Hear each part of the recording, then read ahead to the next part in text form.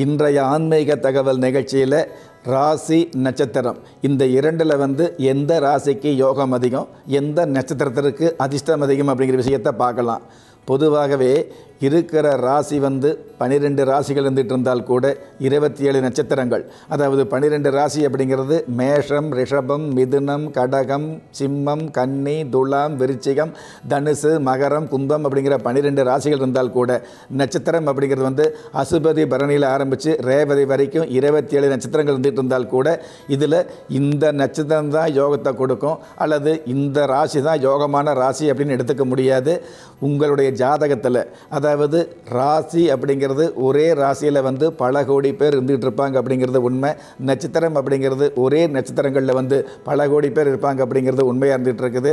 ஆனால் ஜாதகம் அப்படிங்கிறது உங்களுடைய ஜாதகம் இன்னொருவருக்கு வாரவே வாராது அப்படிங்கிற ஒரு மிகப்பெரிய சூட்சுமம் இருக்கிறதுனால அந்த ஜாதகத்தில் கூட பார்த்திங்கன்னா கிரகங்கள் ஒரே மாதிரி தெரிஞ்சால் கூட கிரகங்களுடைய பார்வை அப்படிங்கிறது மாறுபட்டு இருக்கிறதுனால கண்டிப்பாக உங்களுடைய ஜாதகத்தை வச்சு தான் உங்களுக்கான யோகமான பலன்களையும் யோக நிலைகளையும் அந்த யோகம் எந்த வயசில் வருது அப்படிங்கிற உண்மையான சூழல்களையும் நன்மையாக தெரிஞ்சுக்க முடியும் அப்படிங்கிறது உண்மையான விஷயம். அந்த வகையில் ஜாதகம் பார்க்கும் பொழுது ஜாதகத்தை பார்த்தால் கூட பார்த்தீங்க அப்படின்னா அதாவது இருக்கிற நவகிரகம் 9 கிரகங்கள் இருந்துட்டு இருந்தால் கூட அதில் பார்த்தீங்கன்னா சில கிரகங்கள் சுப கிரகங்களாகவும் வேறு சில கிரகங்கள் பாப கிரகங்களாகவும் சொல்லப்பட்டிருக்குது. இப்போ வளர்பிற சந்திர பகவான், அதே மாதிரி சுக்கிர பகவான், அதே மாதிரி புதன் பகவான், அதே மாதிரி குரு பகவான், இந்த கிரகங்கள் எல்லாம் பார்த்தீங்கன்னா அதாவது சுப கிரகங்களாக சாஸ்திரத்தில் கொடுக்கப்பட்டிருக்குது. அதுவே அசுப கிரகங்கள் என்று சொல்லக்கூடிய பாப கிரகங்களாக ஆதித்ய பகவான் என்று சொல்லக்கூடிய சூரிய பகவான், அங்கார பகவான், சனி பகவான், ராகு பகவான், கேது பகவான், இந்த கிரகங்கள் பாப கிரக வரிசையில் அசுபர் அப்படிங்கிற அமைப்பில் சாஸ்திரத்தில் கொடுத்துருக்குது. ஆனால் உங்களுடைய ஜாதகத்தில் அதாவது சுப கிரகமாகவே இருந்தால் கூட உங்களுடைய ஜாதகத்தில் பார்த்தீங்கன்னா அந்த சுப கிரகம் கூட உங்களுக்கு ஒரு சில அனுபவங்களை கஷ்ட காலங்களை உணர்த்தக்கூடிய அமைப்பில் இருந்துகிட்டு இருக்கும். அதுவே பாப கிரகங்களாக இருந்தால் கூட அந்த பாப கிரகங்கள் கூட ஒரு சில ஜாதகர்களுக்கு மிகப்பெரிய உச்சத்தை கொடுக்கக்கூடிய, மிகப்பெரிய அதிர்ஷ்டத்தை கொடுக்கக்கூடிய, மிகப்பெரிய யோகத்தை கொடுக்கக்கூடிய அமைப்பில் இருக்கும் அப்படிங்கிறது உண்மையான விஷயம்.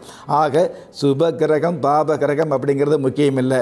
ஆனால் சுப கிரகமாக இருந்தாலும் பாப கிரகமாக இருந்தாலும் உங்களுடைய ஜாதகத்தில் உங்களுக்கு எந்த கிரகம் யோகத்தை கொடுக்குது, எந்த கிரகம் அதிர்ஷ்டத்தை கொடுக்குது, அந்த யோகமும் அதிர்ஷ்டமும் எந்த வயசில் வருது அப்படிங்கிறத மிக மிக துல்லியமாக உங்களுடைய ஜாதகத்தை பார்த்து தெரிஞ்சுக்க முடியும். ஆணாக இருந்தாலும் பெண்ணாக இருந்தாலும் அதிர்ஷ்ட காலம் அப்படிங்கிறது நிச்சயமாக இருந்துகிட்டு இருக்கும். அந்த அதிர்ஷ்டம் அப்படிங்கிறது நமக்கு தெரியாமல் இருக்கிறதுனால தான் எல்லா நேரங்கள்லையும் முயற்சி பண்ண சொல்லி சாஸ்திரம் சொல்லி வச்சிருக்குது. நீ முயற்சியே பண்ண வேண்டாம்னு எந்த ஒரு சாஸ்திரம் சொல்ல கிடையாது. ஆனால் நீங்கள் தொடர்ந்து முயற்சி பண்ணிக்கிட்டு இருக்கும்போது அந்த முயற்சிக்கான வளர்ச்சிக்கான மகிழ்ச்சி அப்படிங்கிறது உங்களுக்கு நிச்சயமாக கிடைக்கும். அந்த வளர்ச்சியும் மகிழ்ச்சியும் எந்த வயசில் கிடைக்குது, எந்த கிரகம் கொடுக்குது அப்படிங்கிறத மிக மிக துல்லியமாக உங்களுடைய ஜாதகத்தை கணிக்கும் போது தெரிஞ்சுக்க முடியும். வெறுமனே ராசியை வைத்து வெறுமனே நட்சத்திரத்தை வச்சு உங்களுக்கு யோகம் அல்லது நல்ல ராசி அல்லது நல்ல நட்சத்திரம் அப்படிங்கிறத எடுத்துக்க முடியாது, நம்ப முடியாது அப்படிங்கிற விஷயத்தை இந்த நேரத்தில் பணிவோடு பகிர்ந்துக்க கடமைப்பட்டிருக்கிறேன்.